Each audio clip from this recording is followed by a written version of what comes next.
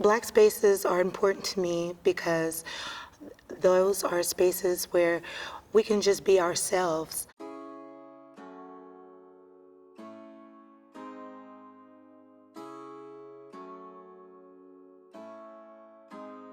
The history of Beth Eden Baptist Church, the oldest Black Baptist church in Alameda County, so east of San Francisco Bay.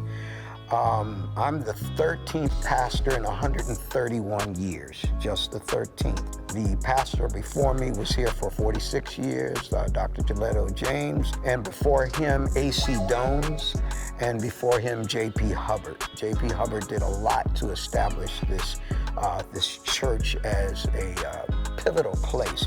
My name is Reverend Aisha Jordan, and I'm an associate minister at Beth Eden Baptist Church in Oakland, California. The mission of Beth Eden is to make sure that we are showing God's love to everyone, and in doing so, we're educating our members and the community through actions. So through education, through caring, through sharing, through community events, through fundraising. That is all a part of Beth Eden's legacy and mission. Right now, our church and other churches are some of the only safe spaces that we have. And so we need to protect our legacy and then also find people who can respectfully value and invest in what we have to offer. I think community deals are really difficult for a couple of reasons. One of the reasons is that there's a perceived risk. There's a perception that there's additional or increased risk in community. So that's one hurdle you have to get over. I think another hurdle is it just takes a lot of time to really dig in and build the trust it takes to find out what community really wants and needs. I'm not sure that developers always have the time to figure out what those wants and needs are. And your time is money, but at the end of the day, you don't get a successful development unless you really understand what those community needs and wants are. Folks in the community, from the community, take a greater interest in the community. People from the community understand the needs of the community in ways that people who are not from the community do not understand. The minority entrepreneur, especially the African-American entrepreneur, starts out behind the other entrepreneurs, the other business owners that are applying, because of the systemic lack of access that African-American entrepreneur has encountered from the beginning of their business. We need to plan for multiple generations, and not just even 10 or 20 years, but 50, 75 years. And I really believe that what we're doing now will put us in a position for our children's children and maybe their children to actually have something to build on.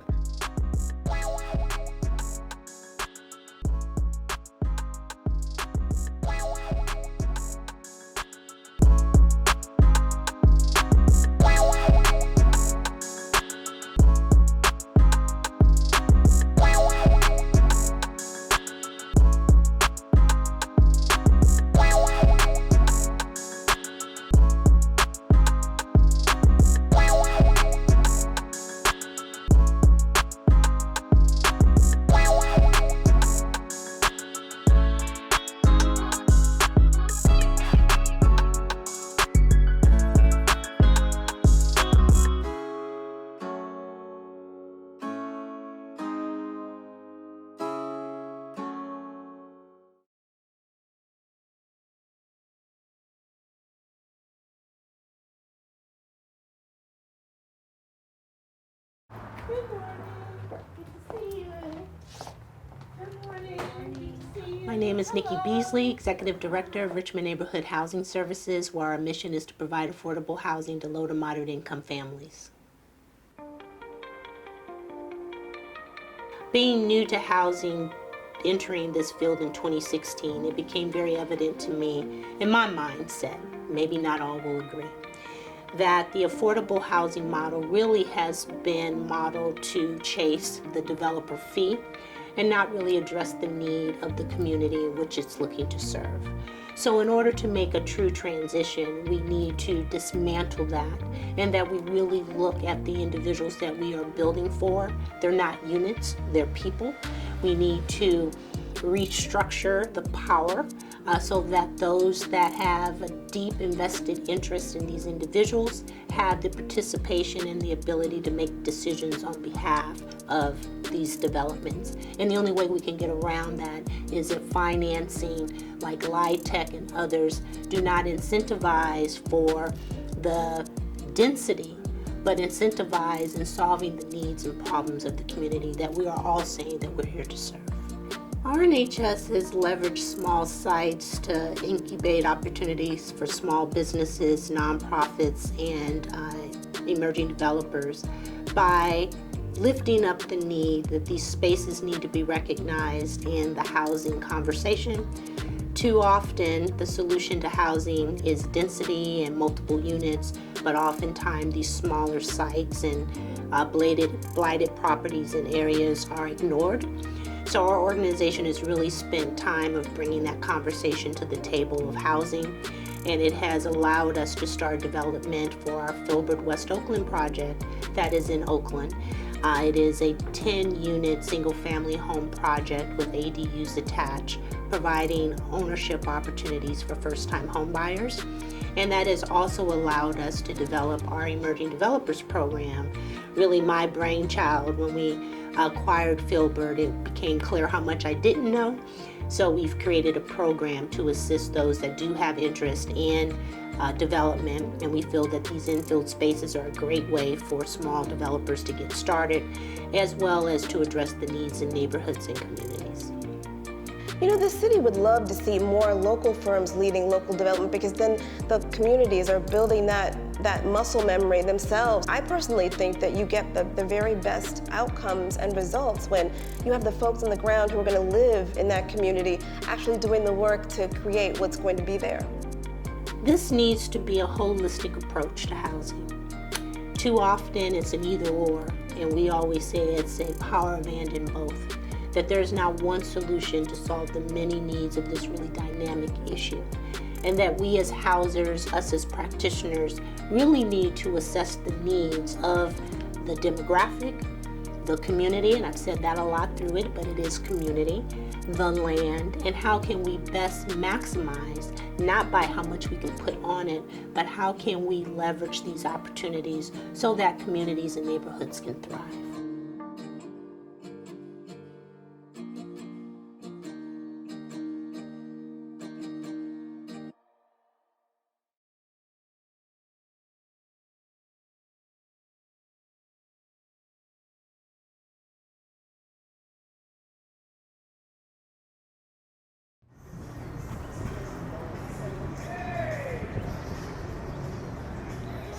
I'm Kyle Rollins, and I'm the principal of Big Oakland. Big Oakland's mission is to promote inclusivity throughout the real estate development industry. We achieve this by coalescing community stakeholders to understand and develop their unified vision for their community. Pre-development is super important because it's when all of the strategic decisions of a project are made, and probably most of the decisions on a project are made. It's a time when developers use their relationships, access to capital, and information to decide on who is going to build the project, for whom it will benefit, who will work on the project, that's giving out all of those contracts, and then the long-term vision for that project. I think probably why people fail often is that they've underestimated the amount of relationships, information, and capital that are needed. One of the ways that we can support concept development, and this is something that we're really excited about, is our clubhouse approach. So while we're a physical space, we're really working on those three things that I mentioned before: relationships, access to capital, and information.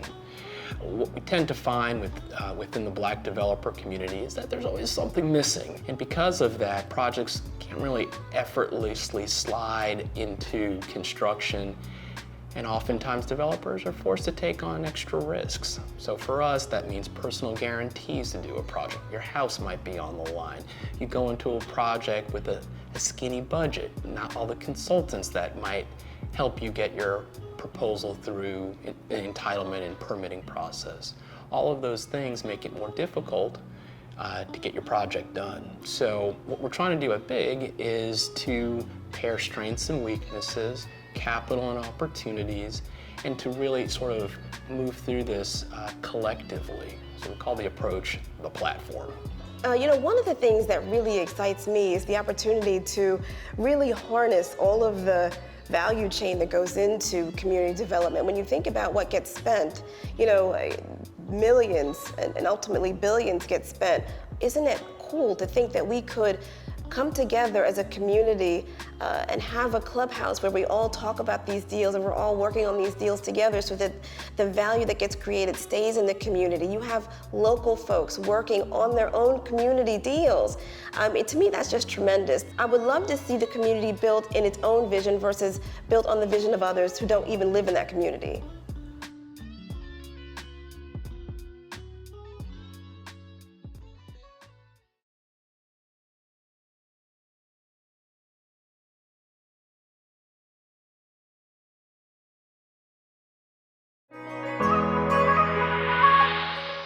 My name is Trevor Parham, and I'm the founder and CEO of Oakstop.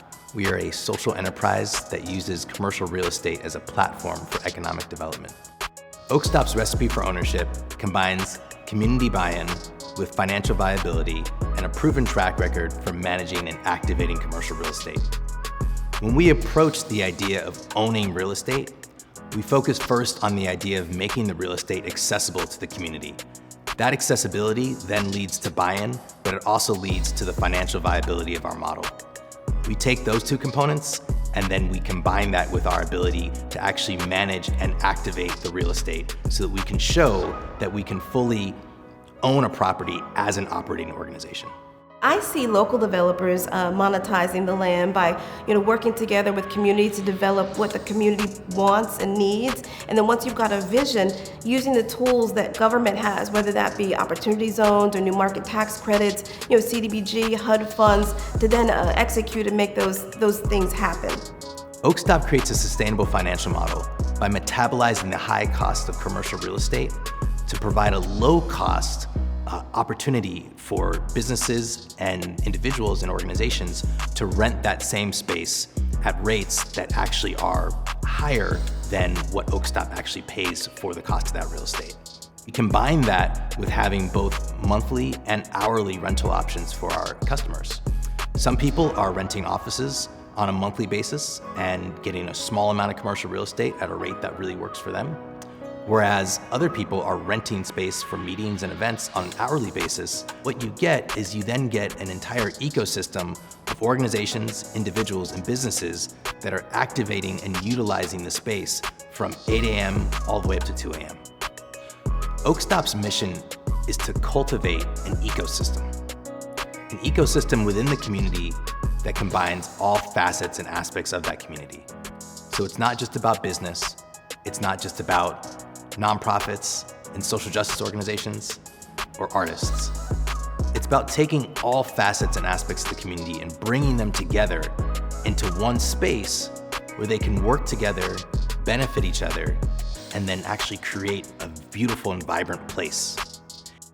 And it's that place that provides the resilience for the community such that it can continue to grow and benefit itself into the future. And this is a model that can exist not just in Oakland, but all across the country.